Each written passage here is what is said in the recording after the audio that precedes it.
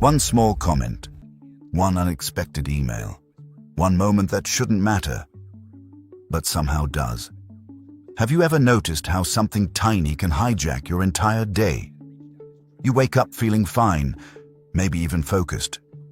Then it happens. A tone in someone's voice, a message that feels off, a look that lingers just a second too long, and suddenly, your mind is no longer yours. You replay the moment while driving. You rehearse conversations that never happen. You feel tension in your chest over something that, logically, you know shouldn't have this much power over you. But it does. And that's not because you're weak. It's because no one ever taught you how to protect your inner world. Most people live like their emotions are an open door. Anyone can walk in. Anything can disturb them.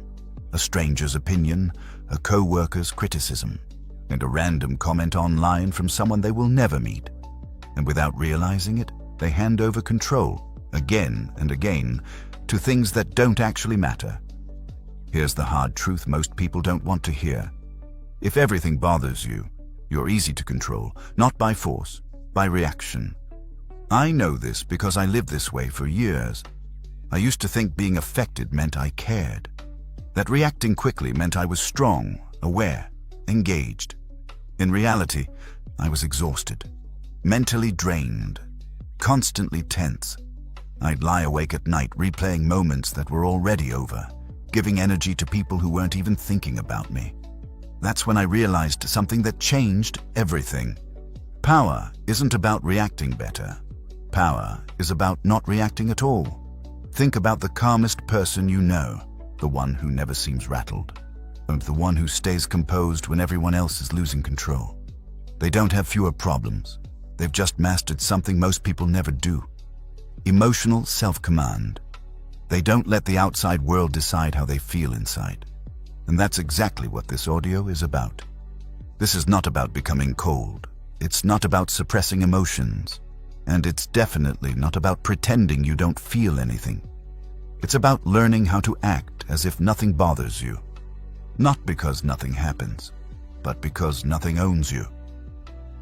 Imagine walking through your day without overthinking every interaction, without carrying the emotional residue of conversations that should have ended minutes ago. Imagine staying calm when someone tries to provoke you, focused when plans fall apart, grounded when things don't go your way. And that kind of calm doesn't make you passive. It makes you dangerous, in the best way. Because the world respects people who don't flinch, people who don't need to explain themselves, people who don't react on impulse. Calm, steady presence commands authority without ever asking for it. And here's something I want you to do right now. Think about the last thing that bothered you. Not the biggest problem in your life, the small one. The comment, the look, the moment that stuck longer than it should have. Just notice it. Don't judge it. Keep it in the back of your mind as you listen. Because by the end of this, that same thing will feel different. Most people believe strength is loud, emotional, expressive. But history and life tell a different story. The most influential people aren't reactive. They don't argue every point. They don't defend themselves against every opinion. They move with restraint, with intention, with control. They understand a simple rule. When you react, you give away power. When you stay calm, you take it back. Over the next 90 minutes, we're going to break this down. Not as theory, but as a mental skill you can train. You'll learn how to detach without disconnecting, how to stay composed under pressure, how to handle criticism, silence, and chaos without letting any of it shake your core. This isn't motivation, it's training. Training your mind to stay steady when others panic. Training yourself to choose response over reaction. Training the kind of presence that makes people feel your strength without you ever having to say a word. And if you stay with me through this, something subtle but powerful will happen. Situations that used to disturb you will start to feel smaller. People who once got under your skin will lose their grip. You'll move through life lighter, not because you care less, but because you care wisely. So settle in, let go of the noise, and get ready to take your power back. Because once you master this skill, nothing and no one will ever control you again. Chapter 1. The illusion of control. Why reacting makes you weak. Most people believe they are in control of their lives. They make plans. They set goals. They tell themselves they're independent thinkers. But the truth reveals itself in the smallest moments. When a single comment ruins their mood, when an unexpected setback triggers frustration, when someone else's behavior dictates how they feel for the rest of the day, that's not control. That's reaction. And reaction is one of the most invisible forms of weakness. Think about how often your emotional state is shaped by things outside your control. A driver cuts you off in traffic. A co-worker questions your decision in a meeting. A message is left on read. None of these events physically harm you. Yet your body tightens, your thoughts spiral, your energy drops. In those moments, so your mind is no longer leading, it's following. Most people never question this. They assume reacting is natural, human, even justified. But what they don't realize is that every emotional reaction is a silent agreement to give power away. If someone can change how you feel, they control you. I didn't understand this for a long time. I used to think being emotionally responsive meant I was engaged with life, that caring deeply was a strength, but caring without control slowly eroded my focus, my clarity, and my confidence. I was constantly adjusting my inner state based on external noise, opinions, expectations, outcomes I couldn't dictate, and it was exhausting. One day, after a minor disagreement that stayed in my head for hours longer than it deserved, I asked myself a simple question: why does this have so much power over me? The answer was uncomfortable.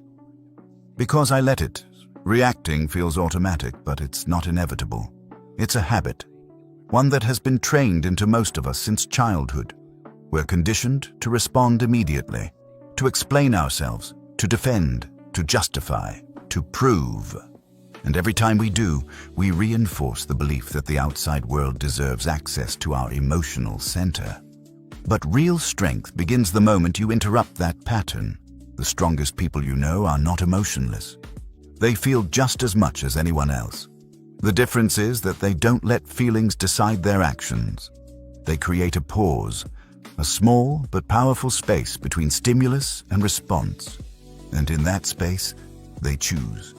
That pause is where power lives. Imagine two people facing the same insult. One reacts immediately. Anger, defensiveness, explanation. The other stays calm, composed, unmoved. Who looks stronger? Who feels more grounded afterward? Who walks away with their dignity intact? Silence often communicates more strength than reaction ever could. This is why calm people command respect without demanding it. Their energy is steady, their presence is firm, they don't rush to be understood. They don't scramble to regain control, they already have it. Reacting, on the other hand, puts you in a submissive position, even if it looks aggressive on the surface. When you lash out, over-explain, or emotionally engage, you're responding to someone else's frame. You're letting them set the terms. You're letting their behavior dictate yours.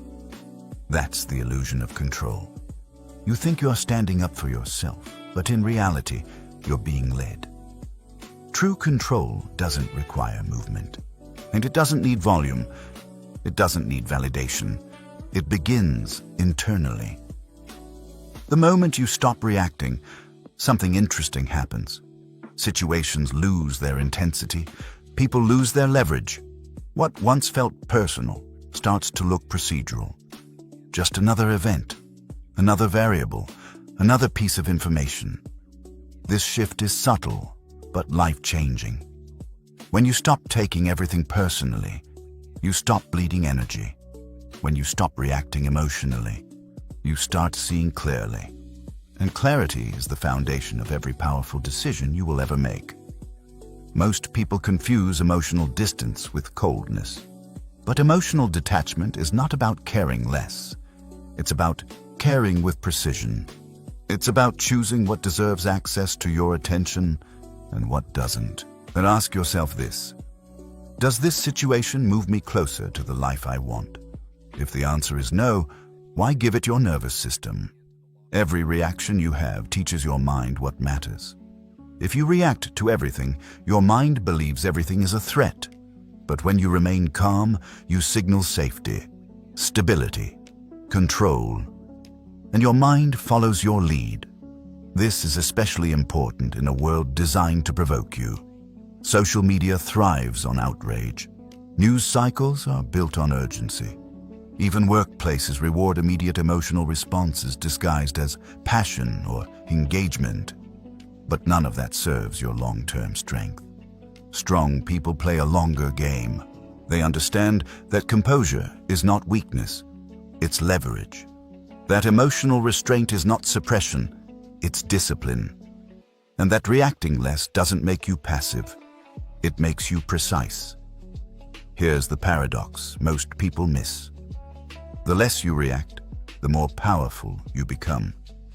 Because when you're not busy managing emotional fallout, you're free to think, to observe, to decide.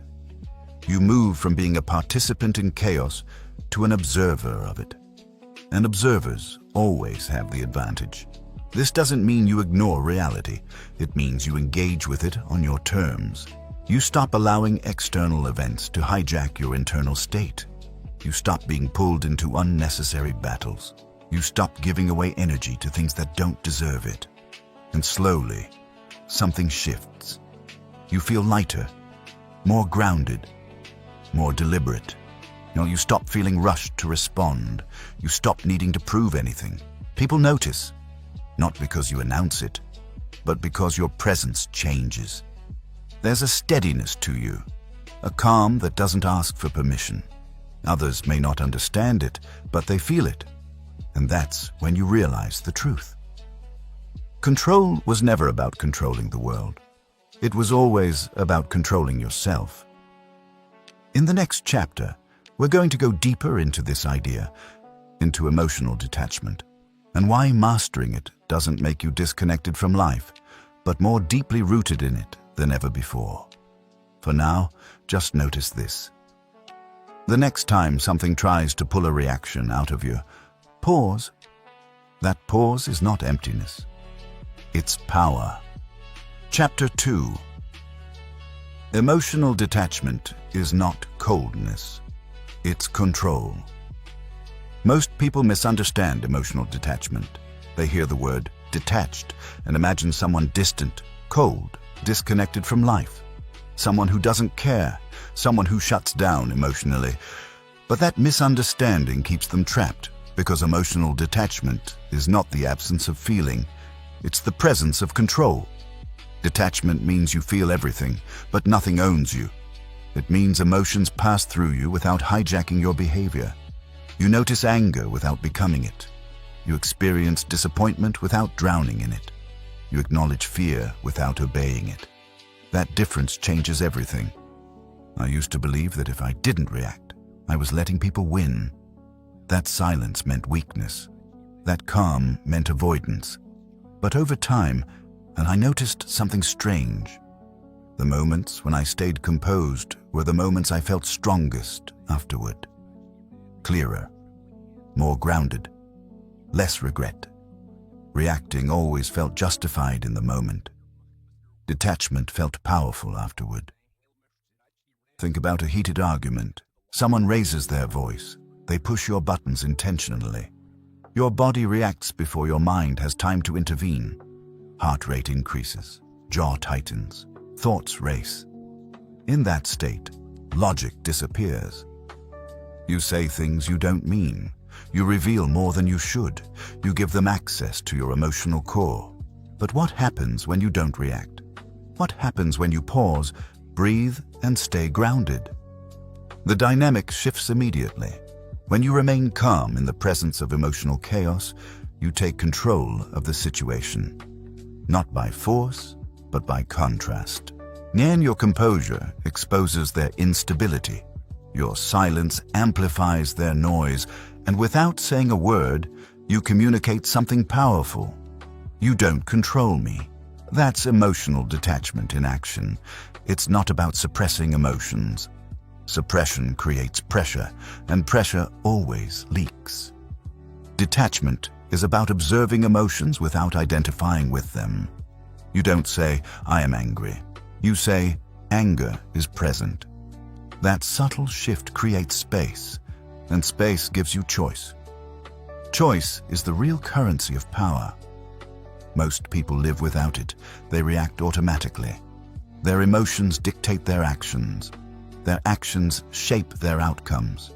And then they wonder why life feels chaotic, exhausting, and out of control. Detachment breaks that cycle. Imagine you're at work. A colleague questions your competence in a meeting, and the room feels tense. Everyone is watching. The instinct is to defend yourself, immediately, emotionally, aggressively. But instead, you stay calm. You listen. You respond slowly, clearly, without emotion. The room shifts. Your calm reframes the interaction. What could have turned into conflict becomes professionalism. What could have damaged your credibility enhances it. Not because you dominated the conversation, but because you controlled yourself. People trust those who are emotionally stable under pressure. That trust compounds. Emotional detachment also protects your inner world. Most people leak energy all day long, replaying conversations, imagining scenarios, holding on to resentment. They carry emotional weight long after the moment has passed. Detachment teaches you to put things down. Not everything deserves to be carried.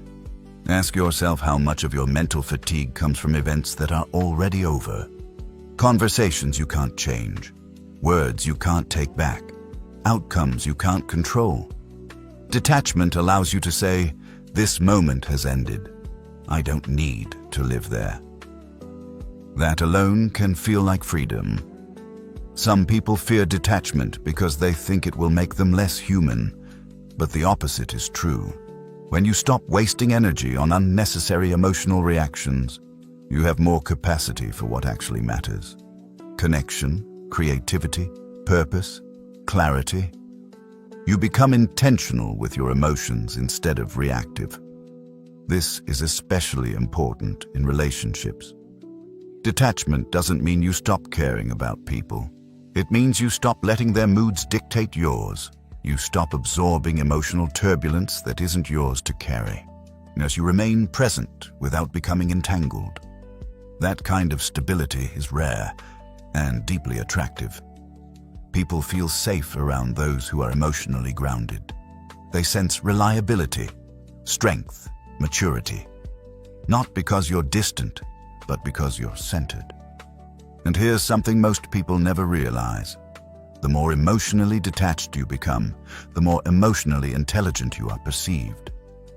Not because you say the right things, but because you don't say the wrong ones. Detachment sharpens perception. When emotions aren't clouding your judgment, you see patterns more clearly. You notice tone, body language, intent. You respond strategically instead of impulsively. You stop reacting to surface-level behavior and start understanding underlying motives. That's when you stop taking things personally, because most behavior isn't about you. People project their stress, insecurities, and frustrations onto whoever is closest. When you're emotionally attached, you absorb that projection. When you're detached, you recognize it for what it is. Information, not identity. This doesn't mean you tolerate disrespect. Detachment doesn't remove boundaries, it strengthens them. You don't need emotional intensity to enforce standards. Calm, clear limits are far more effective than reactive ones. Think of the people you respect most. They don't overreact. They don't chase validation. They don't escalate emotionally. They address issues directly, calmly, and decisively. That's not accidental. That's trained. Detachment is a skill, and like any skill, it improves with practice. It starts in small moments. Choosing not to respond immediately. Letting silence sit. Taking a breath before replying. Observing your emotional state instead of being consumed by it. At first, it feels unnatural. Your mind wants to engage, to react, to prove. But over time, restraint becomes instinct. Calm becomes default, and reactions that once felt unavoidable begin to feel optional. That's when you realize something important. You don't need to control your emotions perfectly. You just need to stop letting them control you. As when you master emotional detachment, life becomes quieter. Not because problems disappear, but because they no longer echo endlessly in your mind. You handle what's in front of you, then you move on. And in that movement, there is power. In the next chapter, we'll take this further, into the idea of mindful indifference and why learning what not to care about may be the most important skill you ever develop. For now, notice this. The next time emotion rises, don't fight it. Step back, observe it, and choose. That choice is the beginning of freedom. Chapter 3. Mindful indifference is a superpower. We were taught that caring about everything makes us good people. Care about what others think. Care about every outcome. Care about every opinion, every reaction, every expectation placed on you. But no one ever told us the cost of caring too much. Over time, that cost becomes your peace. Mindful indifference is not apathy. It's not numbness. It's discernment. It's the ability to look at something and decide, consciously, whether it deserves your emotional energy or not. Most people never make that decision. They react automatically. They assume everything matters, and because everything matters, they are constantly overwhelmed. If everything is important, nothing is prioritized. Think about how often your mind gets pulled into things that have no real impact on your future. A comment online from someone you've never met. A minor mistake that no one else remembers. A moment of embarrassment that only exists in your own head. Now ask yourself something honestly. Will this matter in 5 years? In most cases, the answer is no. Yet we let these moments consume us. We replay them, analyze them, attach meaning to them. We allow them to shape our mood, our confidence, even our identity. That's not because they're important. It's because we never learned how to let them go. Mindful indifference teaches you to zoom out. When you zoom out, perspective changes. What once felt like a threat starts to look like noise. What once felt personal starts to look temporary. And when things feel temporary, they lose their power to control you. I remember a time when I would overthink everything I said. After meetings, after conversations, even after casual interactions, I'd replay moments in my head, wondering how I was perceived, what I could have said differently, whether I looked confident enough. That constant self-monitoring was exhausting. One day, I asked myself a simple question: who is this helping? The answer was clear: no one. That's when I realized that not everything deserves a reaction, and not every thought deserves attention. Some things are simply mental clutter, and clutter, if left unchecked, slowly suffocates clarity. Mindful indifference is about clearing that clutter. It's about recognizing that your attention is a finite resource. Every time you invest it somewhere, you're choosing not to invest it elsewhere. When you waste it on trivial concerns, you steal it from things that actually matter. Growth, focus, relationships, the purpose. Strong people are selective with their energy. They don't engage in every argument. They don't internalize every criticism. They don't chase validation from people who don't walk their path. They understand something most people don't. You don't need to attend every emotional invitation. Someone can be upset without you joining them. Someone can criticize you without you absorbing it. Someone can misunderstand you without you correcting them. Not because you're afraid, but because you're focused. Focus is power. When you stop reacting to everything, you start noticing patterns. You see how often people project their own insecurities onto others, how frequently drama is used to distract from discomfort, how many conflicts are fueled not by truth, but by ego. A mindful indifference gives you distance, and distance gives you clarity. This clarity changes how people perceive you. When you don't rush to defend yourself, others assume confidence. When you don't seek approval, others sense self-worth. When you don't react emotionally, others feel your stability. You don't need to announce this. People feel it. In a culture that rewards outrage and overreaction, calm stands out. In a world obsessed with opinions, indifference to noise becomes rare, and rarity commands respect. This doesn't mean you stop caring about important things. In fact, it's the opposite. Mindful indifference allows you to care deeply about the right things by refusing to waste energy on the wrong ones. Your values, your standards, your long-term vision, those deserve your full attention. Everything else is optional. There's a quiet confidence that comes from knowing who you are and what matters to you. When that foundation is solid, external opinions lose their grip. Praise doesn't inflate you. Criticism doesn't crush you. You remain steady, because your worth isn't negotiated in real time. This is why people who practice mindful indifference are difficult to manipulate. Manipulation relies on emotional hooks: fear, guilt, validation, urgency. When you're indifferent to those hooks, they don't work. You pause, you assess, you choose, and choice is freedom. Most people are not free emotionally. They are pulled in dozens of directions every day by notifications, expectations, comparisons, and opinions. Their mood is reactive, their energy is scattered. Their focus is fractured. Mindful indifference pulls you back to center. It teaches you to ask one powerful question in any situation. Does this deserve me? Not does it deserve a reaction. Not does it deserve an explanation. Does it deserve me? My time, my focus, my emotional investment. When the answer is no, you let it pass.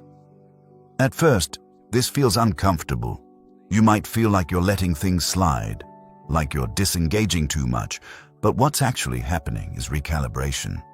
You're retraining your nervous system to stop sounding the alarm for every minor disturbance. Over time, your baseline shifts, and things that once triggered anxiety feel neutral. Situations that once demanded attention feel insignificant, and you realize that much of your previous stress was self-generated, a result of overinvestment, not reality. This is where peace begins, not the absence of challenges, but the absence of unnecessary emotional weight. You still face problems, you still make decisions, you still care, but with intention, not compulsion. And something unexpected happens. People start respecting your boundaries without you having to enforce them loudly. They sense that you're not easily rattled, that you're not desperate for approval, that you don't need to win every interaction. That kind of presence is powerful. Mindful indifference doesn't make you passive. It makes you strategic. You choose when to engage and when to walk away. You choose which battles matter and which are distractions. You stop reacting to life and start directing it. In the next chapter, we'll address one of the biggest emotional traps people fall into, the need for approval, and how letting go of it fundamentally changes how you move through the world. For now, practice this. The next time something tries to pull your attention, pause and ask, will this matter in 5 years? If not, let it go. That decision, repeated daily, is how indifference becomes strength. Chapter 4. Stop seeking approval. It's costing you your life. Most people don't realize they're trapped. They think they're making choices freely, But underneath those choices is a quiet question guiding almost everything they do. Will this be accepted? That question shapes how they speak, how they act, how much of themselves they allow the world to see. And over time, it slowly erodes them. Seeking approval doesn't look dangerous at first. It often looks responsible, polite, even mature.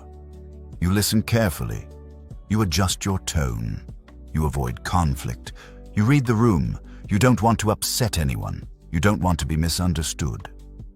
But what starts as awareness turns into dependence. When your sense of worth depends on external validation, your life is no longer yours. I learned this the hard way. For years, I filtered myself unconsciously.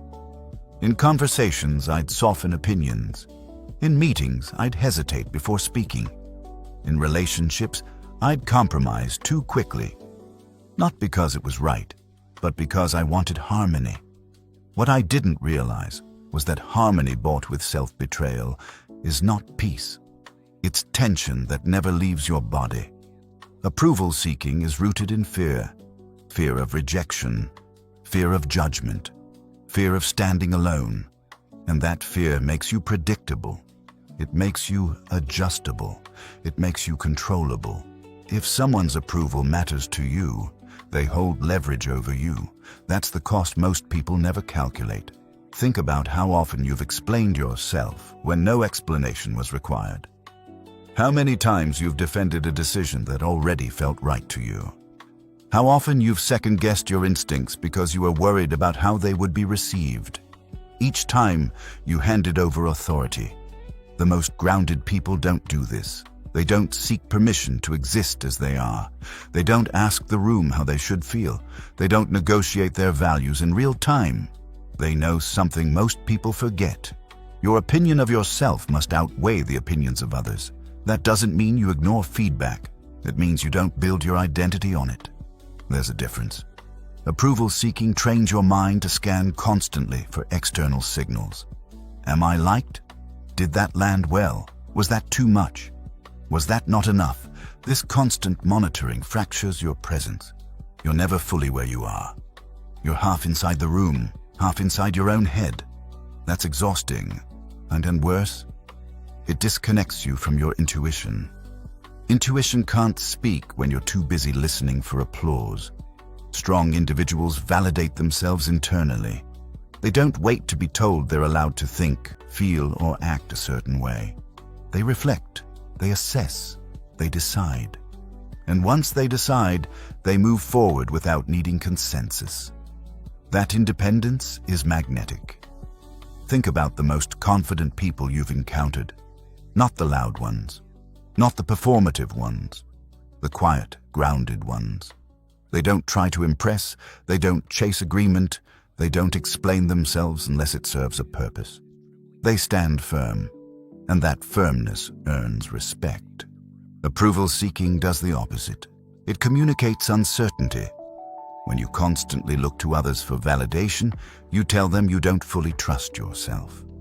And if you don't trust yourself, why should anyone else? Here's a difficult truth. You cannot live authentically and be universally approved. It's impossible. No matter what you do, someone will misunderstand you. Someone will disagree. Someone will project their own issues onto your choices. Trying to avoid this only leads to self-censorship, a slow, quiet shrinking of who you are. Freedom begins when you accept this. When you stop trying to be liked by everyone, you regain energy, mental space, emotional clarity. You stop performing and start living. You say what needs to be said. You do what needs to be done, and you stop apologizing for existing. This doesn't make you aggressive, it makes you honest. And honesty, when delivered calmly, is powerful. One of the most liberating shifts you can make is learning to validate yourself. This doesn't mean arrogance, it means acknowledgement. You recognize your effort, your growth, your progress, even when no one else does. When you do this consistently, something changes. Praise feels nice, but it's no longer necessary. Criticism feels informative, but not destabilizing. You remain centered because your worth isn't up for debate. That's real confidence. Approval seeking also keeps people stuck in roles they've outgrown. They stay in jobs they dislike, relationships that drain them, environments that no longer fit. Not because they don't know better, but because they fear how leaving will be perceived. But staying where you don't belong slowly corrodes you. Every time you choose approval over alignment, you lose a piece of yourself. And over time, that loss adds up to resentment toward others and toward yourself. The strongest people choose alignment. They ask, does this reflect who I am becoming? If the answer is no, they let go, even if it costs approval, even if it invites criticism, even if it means standing alone for a while. That willingness is what makes them formidable. They understand that loneliness is temporary, but self-betrayal is permanent. When you stop seeking approval, your behavior changes subtly but profoundly. You speak with more clarity. You listen without urgency. You move without hesitation. You don't rush to fill silence. You don't rush to justify your choices. You become still, and stillness carries weight. Then people feel it when someone no longer needs to be validated. Conversations shift. Power dynamics change. You're no longer chasing, you're choosing. And in a world full of people desperate to be liked, the one who doesn't need approval stands out immediately. This doesn't mean you become unkind. You can be respectful without being submissive. You can be considerate without being compliant. You can be open without being exposed. Boundaries are not walls, they are filters. Approval seeking removes those filters. Self-trust restores them. If you want to break this habit, start small. Notice when you're about to explain yourself unnecessarily. Pause. Notice when you feel the urge to be agreed with. Sit with it. Notice when you alter your truth to keep the peace. Each time you resist that urge, you reclaim a bit of your authority. And over time, those moments compound. You become someone who doesn't need permission to live deliberately. Someone who doesn't outsource self-worth. Someone who moves through the world grounded, centered, and unshaken. In the next chapter, we'll talk about criticism, why it's inevitable, why most people mishandle it, and how learning to process it without emotional disruption strengthens everything you've built so far. For now, remember this. The moment you stop seeking approval is the moment you start living freely. And freedom, once tasted, is impossible to forget. Chapter 5. How strong people handle. Criticism is inevitable. No matter what you build, who you become, or how carefully you move through the world, someone will have something to say.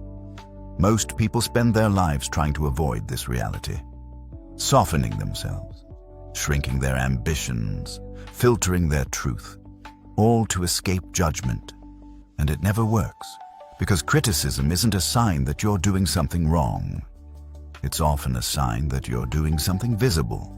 What separates strong people from everyone else isn't the absence of criticism, it's how they process it. Weak people absorb criticism emotionally. Strong people filter it logically. That difference determines whether feedback becomes a weapon against you or a tool for growth. I used to take criticism personally, even when it was minor, even when it came from people who didn't understand my work or my intentions. I'd replay comments in my head, questioning my decisions, wondering if I should adjust, explain, or defend myself. The criticism lingered longer than it deserved. Over time, I realized something uncomfortable. It wasn't the criticism that hurt. It was my attachment to being seen a certain way. Criticism only has power when it threatens your identity. If your sense of self is stable, feedback becomes information. If it's fragile, feedback becomes an attack. Strong people invest heavily in the first and very little in the second. There are two kinds of criticism you will encounter in life: constructive criticism and destructive criticism. Constructive criticism is grounded in experience, insight, and intent to improve. It comes from people who understand the craft, the process, or the responsibility you carry.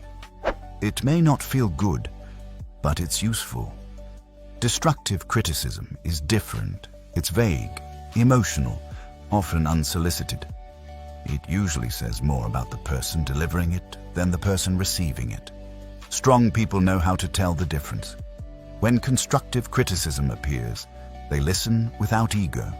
They evaluate it calmly. They take what's relevant and discard what isn't. There's no drama, no defensiveness, no need to justify themselves. When destructive criticism appears, they don't engage. They don't argue. They don't explain. They don't internalize. They let it pass, because not every opinion deserves a seat at the table. Imagine a sculptor working on a piece of stone. People walk by. Some offer useful suggestions.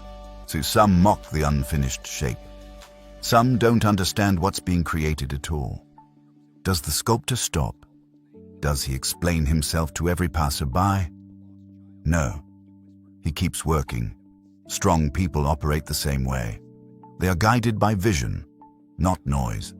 They understand that criticism is often a tax paid for progress, and the more visible your growth becomes, the louder the opinions will get.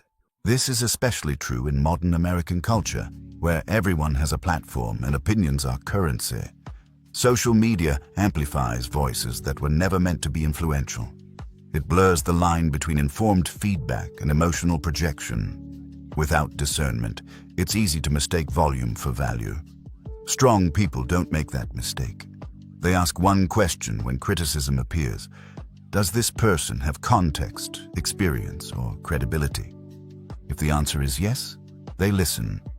If the answer is no, they move on. This single filter protects your peace more than almost anything else. Most people react defensively to criticism because they feel exposed. They feel misunderstood.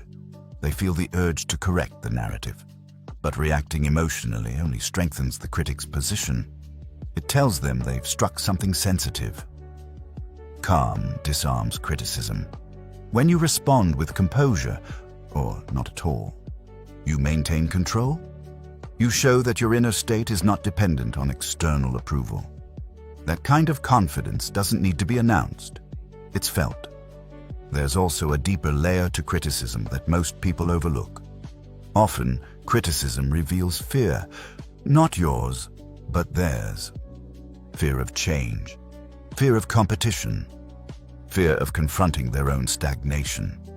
When someone criticizes your ambition, your discipline, or your direction, ask yourself what it reflects. More often than not, it's a mirror, not a measurement. Strong people don't personalize projections. They recognize that many opinions are emotional releases, not objective evaluations. And once you see that, criticism loses much of its sting. Another key skill strong people develop is delayed response. They don't react immediately. They allow time to pass, emotions settle, perspective returns. What felt intense in the moment often looks insignificant later. Time reveals what matters. This is why restraint is so important. Immediate reactions are rarely wise. They're driven by ego, not clarity. Strong people protect themselves from this by slowing down. They breathe, they pause, they choose.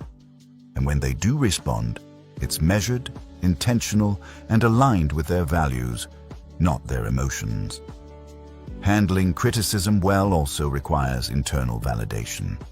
If you depend on external approval to feel worthy, criticism will always destabilize you. But when your sense of value comes from within, from effort, integrity, and self-trust, feedback becomes manageable. You no longer need everyone to agree with you. You just need to respect yourself. That self-respect acts as a buffer. It absorbs impact without breaking. It allows you to grow without becoming reactive. It keeps you grounded when opinions fluctuate. And opinions always fluctuate. Today you're praised. Tomorrow you're questioned. The external world is unstable by nature. Strong people don't build their identity on unstable ground. They build it internally. One of the most powerful shifts you can make is learning to hear criticism without responding emotionally. Not because you don't care, but because you care strategically. You separate signal from noise, growth from distraction. This skill compounds over time. The less criticism affects you, the more risks you take. The more risks you take, the more you grow. The more you grow, the less criticism controls you. It's a reinforcing cycle. Most people never enter it because they're too busy protecting their ego. Strong people move past ego and focus on progress. And they understand that criticism is unavoidable, but suffering from it is optional. So the next time criticism comes your way, remember this. You don't need to defend yourself to everyone. You don't need to absorb every opinion. You don't need to react to prove strength. Strength is shown in restraint. In the next chapter, we'll explore what happens when pressure rises. Deadlines, conflict, uncertainty, and how learning to stay composed under pressure becomes a defining advantage in life and leadership. For now, let criticism pass through you without settling. Not everything said about you deserves to become part of you. And the moment you understand that, you become much harder to shake. Chapter 6. Composure under pressure. The skill that separates leaders. Pressure doesn't create weakness, it reveals it. When things are calm, almost anyone can appear confident. When plans are intact, when expectations are met, when nothing is at stake, composure is easy. But pressure changes the environment. It compresses time, it amplifies emotion, it strips away performance and exposes what's underneath. That's when the difference becomes obvious. Some people panic, some people freeze, and some people remain calm. Those who stay composed under pressure don't do so by accident. They trained for it, consciously or unconsciously, long before the moment arrived. Most people believe pressure is something to avoid. They hope it doesn't come. They pray things go smoothly. And when reality breaks that illusion, they collapse under the weight of unmet expectations. Strong people expect pressure. They understand that uncertainty is not a flaw in life. It's a feature. Deadlines shift, plans fall apart, people disappoint, markets change, relationships strain. Nothing stays stable for long. The ones who thrive are not the ones who resist this truth, but the ones who prepare for it. Pressure doesn't ask for permission. It arrives when it arrives. The mistake most people make is believing they need to control the situation to stay calm. When control slips, and it always does, panic follows. But composure is not built on controlling outcomes. It's built on controlling responses. That distinction changes everything. Think about a moment when pressure hit unexpectedly. A critical meeting, a financial setback, a difficult conversation you didn't plan for. Notice what happened inside your body before your mind caught up. Tight chest, shallow breath, racing thoughts. That reaction isn't random. It's conditioning. Most people have trained themselves, unknowingly, to associate pressure with danger. Their nervous system responds as if survival is at stake, even when it isn't. That's why emotions spike and judgment drops. Strong people recondition that response. They don't see pressure as a threat. They see it as information about priorities, about preparation, about where attention is required. When pressure appears, they don't ask, "Why is this happening to me?" They ask, "What's needed right now?" That shift moves you out of panic and into strategy. I've seen this play out repeatedly in professional environments. When deadlines tighten and expectations rise, some people become reactive. They rush, they snap, they blame. They make impulsive decisions just to feel relief. Others slow down. They speak less. They observe more. They move deliberately. Those are the people others naturally look to for direction. Composure under pressure creates trust. When everyone else is emotionally volatile, the calm presence becomes an anchor. Not because they have all the answers, but because they aren't destabilized by uncertainty. This is why leaders aren't always the most vocal. Often, they're the most grounded. Pressure exposes preparation. If you haven't trained your mind to expect difficulty, you will interpret pressure as failure. If you have, you'll see it as part of the process. Strong people rehearse adversity mentally, so they don't dwell on worst-case scenarios, but they acknowledge them. They understand that setbacks are not exceptions.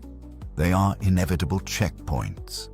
This mental rehearsal creates familiarity, and familiarity reduces fear.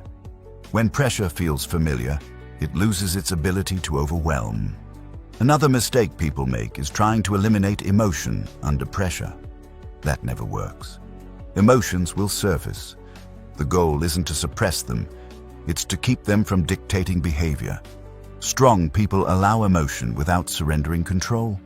They notice stress, but they don't rush decisions. They feel urgency, but they don't abandon discipline. They experience doubt, but they don't let it derail action. This balance is learned. One of the simplest but most powerful tools under pressure is breathing. When pressure rises, their breathing becomes shallow. That sends a signal of danger to the brain. Slowing the breath sends the opposite message: safety, control, presence. This isn't theory, it's physiology. Strong people use their body to calm their mind, not the other way around. Another key element is expectation. When you expect ease, pressure feels like injustice. When you expect resistance, pressure feels normal. Expectations shape perception. Most people suffer not because situations are difficult, but because they believed they shouldn't be. That belief creates frustration. Frustration clouds judgment. Judgment errors create more pressure. The cycle feeds itself. Strong people break the cycle early. They accept reality quickly. They adapt without drama. They focus on execution, not complaint. This doesn't mean they don't care. It means they care efficiently. There's a quiet confidence that develops when you know you can handle pressure. You stop fearing difficult conversations. You stop avoiding responsibility. You stop hesitating when stakes are high, because you trust your ability to remain composed. And that trust compounds. The more pressure you handle calmly, the more evidence your mind collects. Evidence that you can stay steady. Evidence that you don't need perfect conditions to perform. Evidence that chaos doesn't define you. Over time, your baseline changes. Situations that once felt overwhelming become manageable. Situations that once triggered anxiety become familiar challenges. And people notice. They notice how you don't rush to react, how you don't escalate emotionally, how you don't collapse when things go wrong. That presence is leadership, whether you hold a title or not. Composure under pressure also protects your long-term goals. Emotional reactions often trade future progress for immediate relief. Strong people resist that trade. They understand that pressure is temporary, but the consequences of poor decisions can last much longer. This is why they slow down when others speed up, why they think when others react, why they remain strategic when others become emotional. And here's something rarely talked about. Pressure reveals character, especially to yourself. When you see how you behave under stress, you learn what needs strengthening, where discipline slips, where emotion overrides intention. Strong people don't avoid this feedback. They study it. Every pressured moment becomes training, and they ask, where did I lose composure? Where did I stay grounded? What can I improve next time? That reflection sharpens future performance. Composure is not a personality trait. It's a practiced response. And like any skill, it improves with repetition. Start small. The next time pressure rises, don't try to control everything. Control one thing: your breath, your tone, your pace. Create a small island of stability inside the chaos. That's enough, because once you realize you can stay calm in one pressured moment, you realize you can do it again and again and again. Eventually, pressure stops feeling like a threat. It becomes a signal that you're doing something meaningful, a signal that growth is happening, a signal that you're being tested. And tests are where strength is forged. In the next chapter, we'll talk about something even deeper, the suffering that comes from trying to control what can't be controlled, and how learning to let go of outcomes frees an immense amount of mental and emotional energy. For now, remember this: pressure doesn't break strong people, it sharpens them. And every time you remain composed when it would be easier to react, you separate yourself further from the crowd. Chapter 7. Let go of what you can't control, or suffer forever. Most suffering doesn't come from what happens. It comes from resisting what happened. People tell themselves they're upset because of a situation, a rejection, a loss, a missed opportunity. But if you look closely, the pain isn't coming from the event itself. It's coming from the story you keep replaying about how it should have gone. That resistance is what keeps people stuck. We are conditioned to believe that control equals safety. If we can predict outcomes, manage people, and steer situations exactly where we want them, then we'll be at peace. But life doesn't work that way. And the sooner you accept that, the lighter everything becomes. Control is limited. Reality is not. Think about how much energy is spent trying to force outcomes, hoping someone will change, waiting for recognition, replaying conversations, negotiating with the past. None of it works.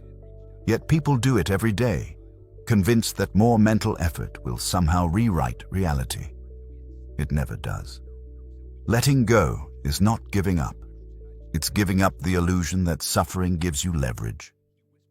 I used to believe that holding on meant caring, that if I kept thinking about something, analyzing it, emotionally staying connected to it, I was somehow being responsible. In truth, I was exhausting myself over things that were already decided. The moment I learned to separate effort from attachment, everything shifted. Effort is where your power belongs. Attachment is where your suffering lives. You can give your best effort and still release the outcome. You can care deeply about something and still accept that it may not go your way. Most people never learn this distinction, and as a result, they tie their peace to variables they don't control. That's a fragile way to live. Strong people understand a simple rule. If you can't control it, don't let it control you. This applies everywhere. Careers, relationships, health, timing, other people's behavior, the past, the future. The moment you attach your emotional stability to any of these, you hand over your freedom. Letting go is not passive, it's disciplined. It requires you to stop arguing with reality, to stop asking, "Why did this happen?" and start asking, "What's next?" That shift moves you from victimhood to agency. Most people don't suffer because life is cruel. They suffer because they refuse to accept that life is unpredictable. Acceptance doesn't mean approval. It means acknowledgement. It means recognizing what is without layering emotional resistance on top of it. Resistance is what creates tension. Acceptance dissolves it. Think of a river flowing around rocks. It doesn't stop. It doesn't complain. It doesn't try to move the rock. It adapts and keeps moving forward. That's strength. When you let go of what you can't control, your mind becomes quieter. Not empty, focused. You stop rehearsing alternate realities. You stop negotiating with the past. You redirect energy toward what's actually within your influence. Your actions, your standards, your next step. That's where power lives. One of the hardest things to let go of is expectation. We build mental contracts, how people should treat us, how outcomes should unfold, how life should reward effort. When those expectations aren't met, we feel betrayed. But expectations are agreements you make with yourself, not promises the world made to you. Strong people manage expectations carefully. They hope, but they don't cling. They plan, but they don't assume. They commit, but they remain adaptable. That flexibility protects them from unnecessary disappointment. This is especially important in relationships. Attachment to outcomes turns connection into control. You want someone to feel a certain way, to act a certain way, to choose you in a specific way. When they don't, pain follows. Letting go doesn't mean you stop caring. It means you stop gripping. You allow people to be who they are. You respond accordingly. You don't chase closure. You don't demand certainty. You don't bargain with reality. You observe, decide, and move forward. That clarity is freeing. And most people cling because they believe letting go means losing. But the opposite is true. Letting go is how you regain yourself.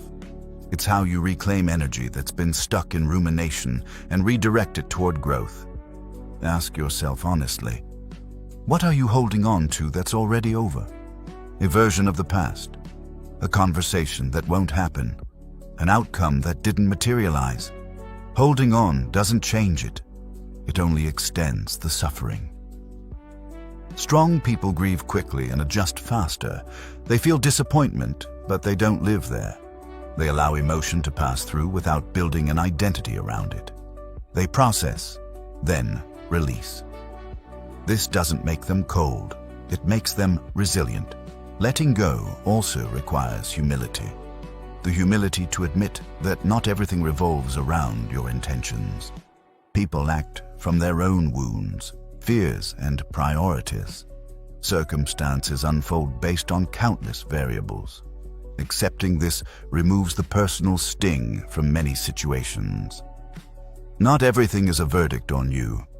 When you stop interpreting every outcome as a reflection of your worth, life becomes lighter. You can fail without being broken. You can lose without being diminished. You can be disappointed without being defeated. That emotional flexibility is rare and powerful. Another layer of letting go is releasing the need to understand everything. Some things won't make sense.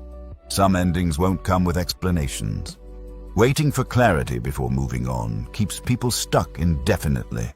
Strong people move on without answers. They don't need the full picture to take the next step. They trust that clarity often comes after action, not before.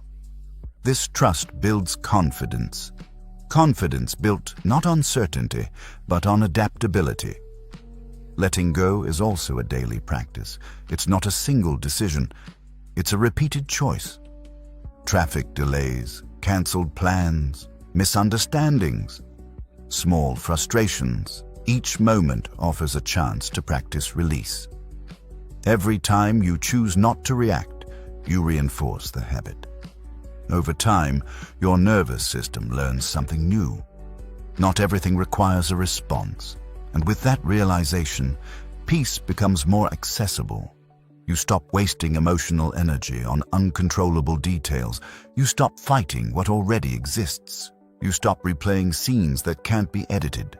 You become present. Presence is the reward of letting go. When you're no longer dragged backward by regret or forward by anxiety, you're fully here. And from that place, decisions become clearer. Actions become more intentional. Life becomes more grounded. Letting go doesn't weaken you. It stabilizes you. It gives you the emotional range to move through life without being knocked off center by every change in direction. It allows you to flow. Not because you're passive, but because you're grounded. In the next chapter, we'll talk about one of the most underestimated tools of power, silence, and why learning when not to speak often gives you the upper hand. For now, remember this: you don't need to control everything to be at peace. You only need to stop letting what you can't control you. And the moment you do, life gets lighter immediately. Chapter 8. Silence is the ultimate power. Move. In a world obsessed with noise, silence stands out. Most people talk too much, not because they have something important to say, but because silence makes them uncomfortable. They explain themselves unnecessarily. They fill pauses with words. They rush to respond, afraid that if they don't, they'll lose control of the situation. But the truth is the opposite. The one who speaks less often holds more power. Silence is misunderstood. People think it's passive, weak, avoidant.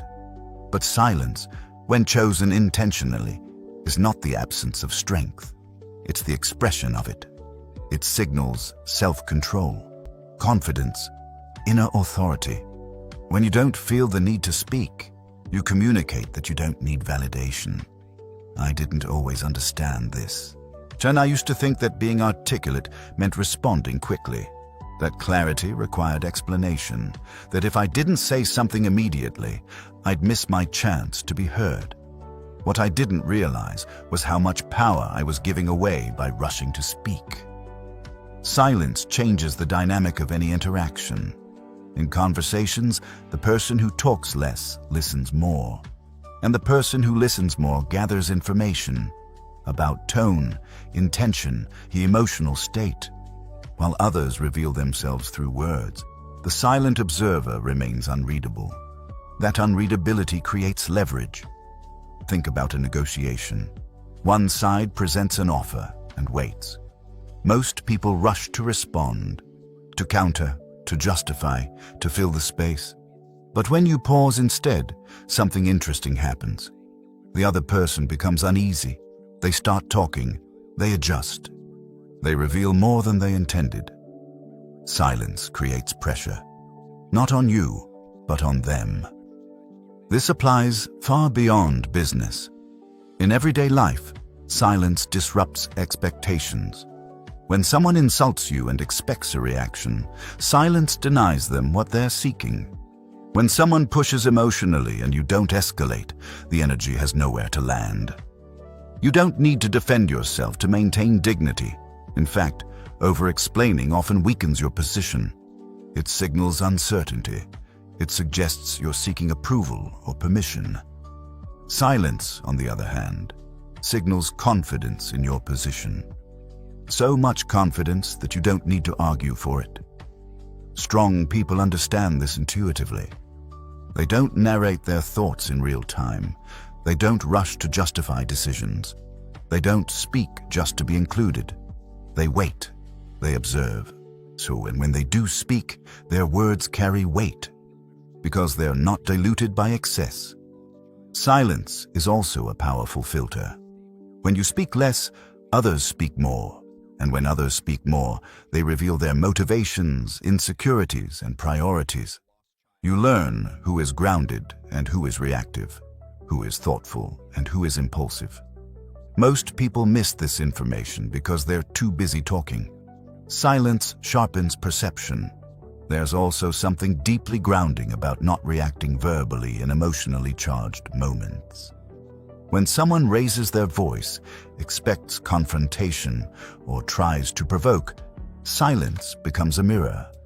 It reflects their intensity back at them without amplifying it. Often, they hear themselves more clearly than you ever could explain it to them. Silence doesn't mean you avoid conflict. It means you choose when conflict is worth engaging.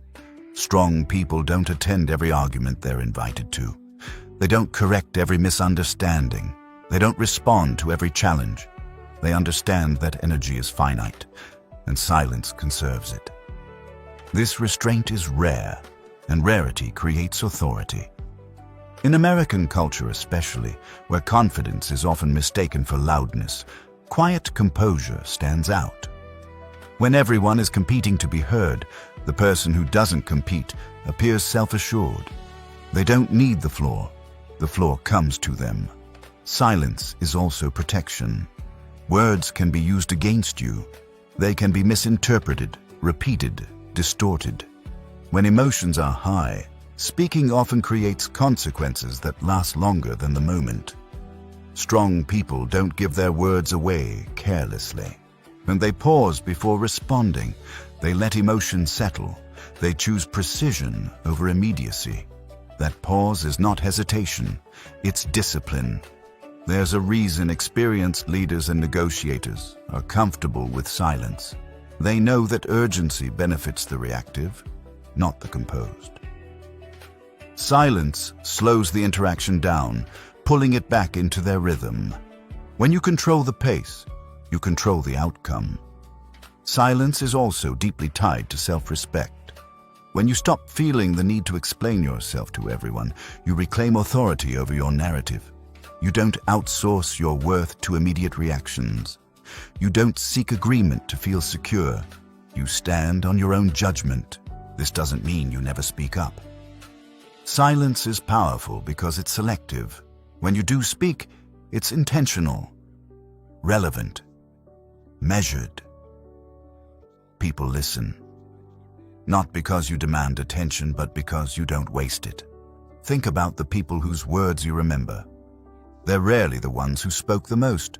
They're the ones who spoke at the right moment and said exactly what needed to be said. Silence gives words space to matter. There's also an internal silence that develops alongside the external one. When you speak less, your mind quiets. You stop rehearsing responses. You stop narrating every experience. You become more present. Presence is a form of power that can't be faked. People feel it immediately. A grounded presence doesn't rush. It doesn't fidget. It doesn't seek reassurance. It simply exists. Steady, aware, composed. Then this kind of presence changes how others treat you. They become more measured, more respectful, less inclined to test boundaries, not because you enforce dominance, but because you radiate self-command. Silence teaches others how to engage with you. Of course, this skill takes practice. At first, silence can feel uncomfortable.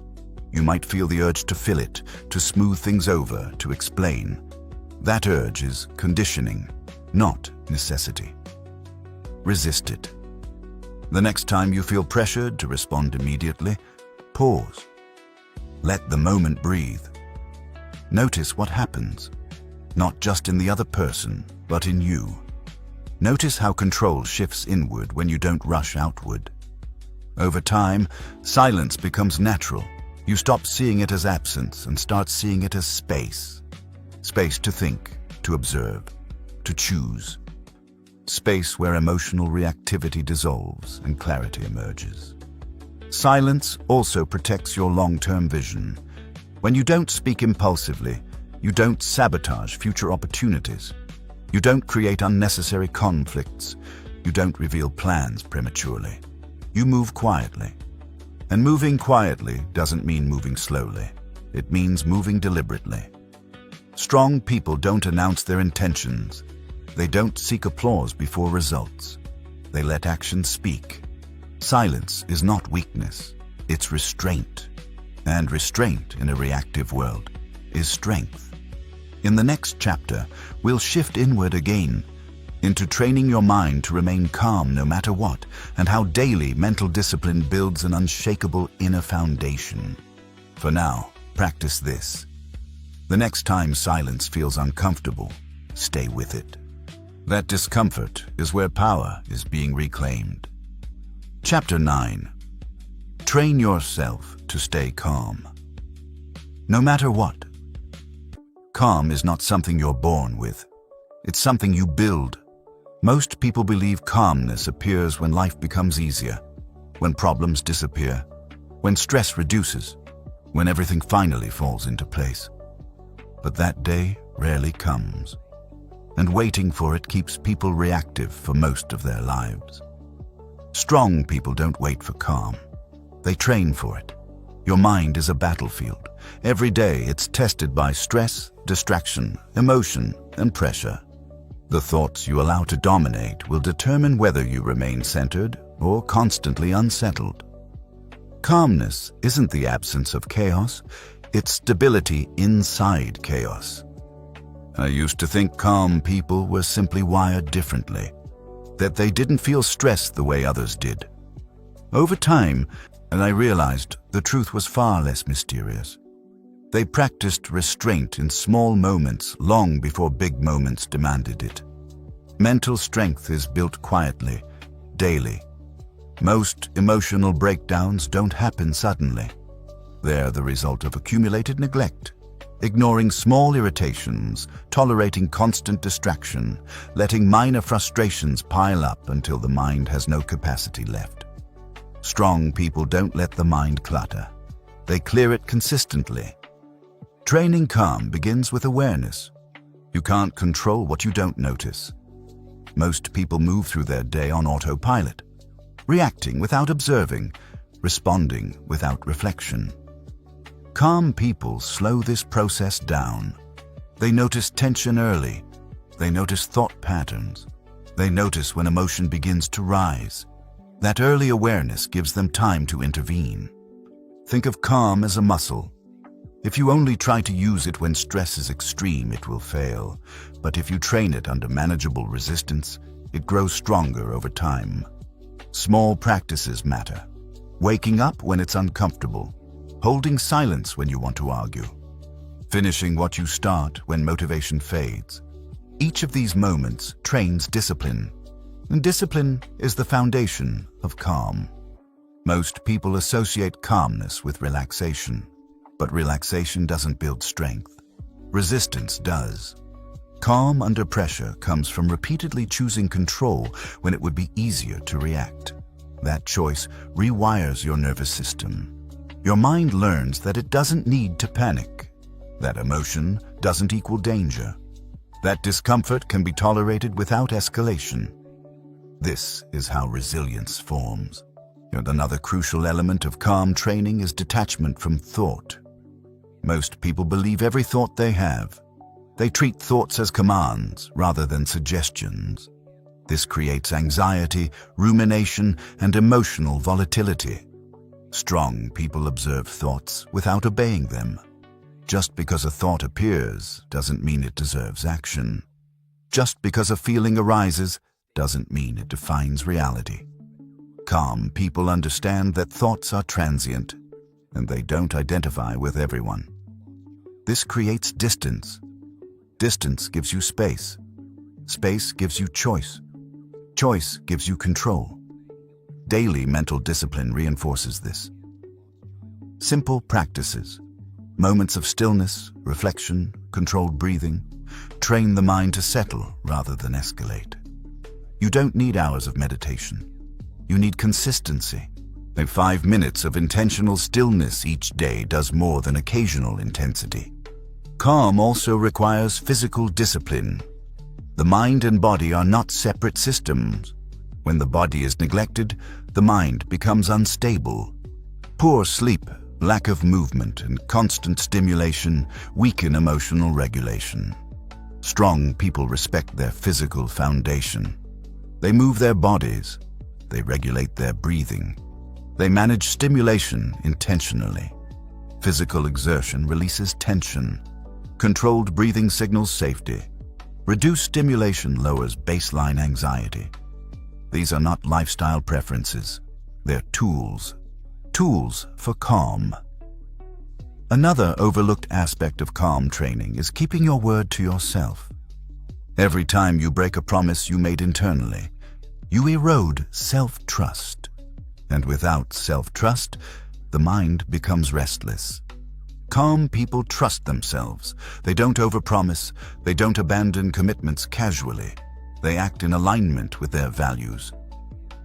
This alignment reduces internal conflict, one of the biggest sources of mental agitation. When your actions and values match, the mind settles. Training calm also means reducing unnecessary inputs. Constant notifications, endless news, and social comparison overload the nervous system. Calm people are intentional about what they allow into their mental space. They protect their attention. Attention is not infinite. Every demand on it costs something. Strong people spend it deliberately, not impulsively.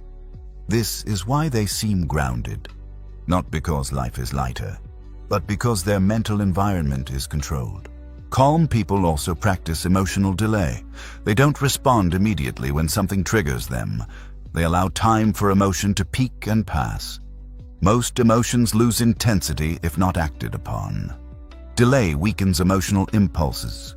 Over time, the mind learns that reactions are optional, and when reactions become optional, calm becomes default.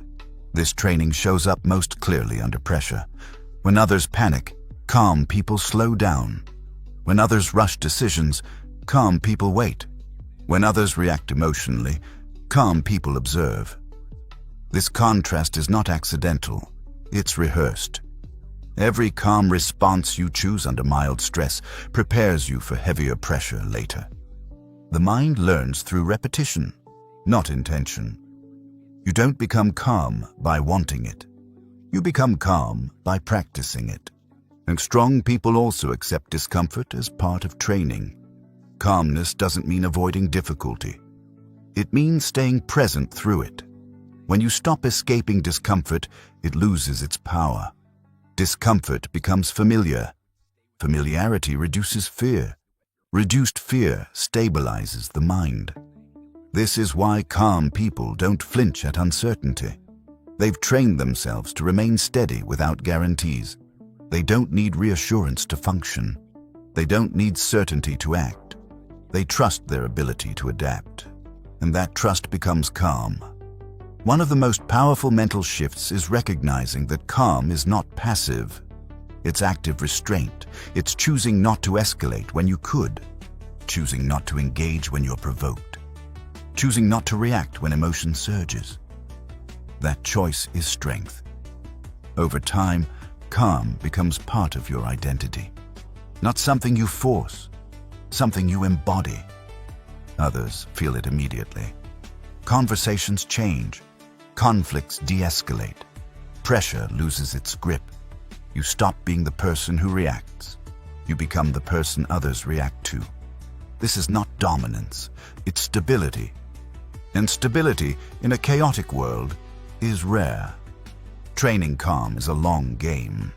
There are no shortcuts, but every small act of restraint compounds. Every moment of discipline strengthens the foundation. Every time you choose control, you invest in a future version of yourself that remains unshaken. That version doesn't panic, doesn't overreact, doesn't lose direction under stress. They move steadily forward, regardless of conditions. In the final chapter, we'll bring all of this together: silence, discipline, detachment, and explore what it means to move through life quietly, strategically, and powerfully. For now, remember this: calm is trained, not given. And once it's built, nothing external can take it from you. Chapter 10. Mastering the art of moving in silence. The loudest people are rarely the most powerful. They announce their plans. They explain their intentions. They seek recognition before results. And in doing so, they expose themselves. Real power moves differently. It moves in silence. Most people feel the urge to talk about what they're doing, to share their goals, to be seen progressing. They want confirmation that they're on the right path. They want encouragement before they've earned momentum. But strong people don't rely on external reinforcement. They build quietly. Moving in silence doesn't mean hiding. It means not needing an audience. I used to believe that sharing plans created accountability, that talking about goals made them more real. Over time, I noticed the opposite effect. The more I talked, the less I did. The satisfaction of being heard replaced the discipline of execution. Silence changed that. When you stop explaining yourself, energy is conserved. Focus sharpens. You stop managing perceptions and start managing actions. The mind becomes less scattered because it's no longer performing. Silence removes performance pressure. Strong people understand something subtle. The moment you announce your intentions, you invite interference, opinions, doubt, projection, unnecessary feedback. All of it distracts from the work itself. Moving in silence protects momentum. This is why many of the most effective people are the least visible while they're building. They don't seek validation mid-process. They let outcomes speak. When results arrive, explanation becomes unnecessary. Results are the loudest language. Silence is also a filter for relationships. When you stop broadcasting your plans, you quickly see who is genuinely supportive and who is only interested in appearances. You stop attracting noise and start attracting substance. People who need constant updates fall away. People who respect focus remain. That separation is healthy. Moving in silence also builds internal confidence. When no one is watching, you learn to rely on your own standards. You work because it matters, not because someone might notice. This develops integrity. Integrity is quiet strength. Most people need witnesses to stay motivated. Strong people don't. They operate on internal alignment. They do what they said they would do, whether or not anyone is aware of it. This self-reliance compounds. The more you act without announcing, the more trust you build with yourself. And self-trust is the foundation of calm, confidence, and authority. Silence also prevents premature judgment. Many goals fail not because they're flawed, but because they're exposed too early. Ideas need space to mature. Progress needs time to compound. Silence gives both room to grow. Think of a seed planted underground. It grows unseen before it ever breaks the surface. Strong people respect this process. They don't rush visibility. They don't confuse motion with progress. They don't trade depth for attention. They work quietly, consistently, and relentlessly. Moving in silence also aligns with emotional discipline. When you don't speak impulsively, you don't commit to identities prematurely. You don't box yourself into narratives you later outgrow. Silence gives flexibility. You are free to adjust without explanation. This freedom is powerful. There's also an element of humility in silence. It acknowledges that progress doesn't need constant commentary, that growth doesn't require applause, that mastery is developed in private. This humility keeps ego in check. Ego seeks recognition before competence. Silence delays recognition until competence is undeniable. That delay strengthens character. Strong people don't chase attention, they attract it unintentionally. Because when someone moves with quiet confidence, others sense depth. They sense discipline. They sense something real. In a world saturated with noise, quiet competence stands out. Silence also creates mystery, not as a tactic, but as a byproduct. When you don't reveal everything, people stop making assumptions. They observe. They wait. They become curious. Mystery amplifies presence. But this isn't about manipulation. It's about self-containment. You don't leak information unnecessarily. You don't expose plans before they're ready. You don't dilute focus by managing reactions. You move forward, uninterrupted. One of the greatest advantages of moving in silence is reduced emotional interference. When no one knows what you're building, no one can discourage you mid-process. No one can project doubt onto unfinished work. You stay with the process long enough for it to work. Strong people protect their momentum fiercely. They understand that motivation is fragile in early stages. Silence shields it. Once momentum is established, it becomes self-sustaining. At that point, opinions matter less. Silence carries you to that point. Moving in silence also aligns with everything you've learned so far. Detachment, indifference, composure, calm. All of these principles converge here. When you stop reacting, stop explaining, stop seeking approval, silence becomes natural. It's no longer something you force. It's how you move. You don't need to announce discipline. You don't need to justify restraint. You don't need to prove growth. You embody it. People often ask how some individuals remain so unaffected, so composed, so unbothered. The answer isn't hidden techniques or special traits. It's restraint, practiced consistently over time. And silence is the final expression of that restraint. It says, I don't need to be seen to be certain. It says, I trust the process. It says, I let outcomes speak. This doesn't mean you disappear. It means you appear when it matters. You choose moments deliberately. You speak with intention. And when you do speak, people listen because you haven't exhausted their attention. Words regain value. Silence also teaches patience. In a culture that rewards immediacy, patience becomes a competitive advantage. When you can wait without anxiety, you gain leverage. You're not rushed. You're not reactive. You're strategic. Time works for you, not against you. Strong people don't feel the need to rush their reveal. They understand that what's built properly doesn't need urgency. It arrives when it's ready. And when it does, it's undeniable. Moving in silence doesn't mean isolating yourself. It means choosing carefully what you share, when you share, and with whom. It means respecting your own process enough not to expose it prematurely. That respect strengthens commitment.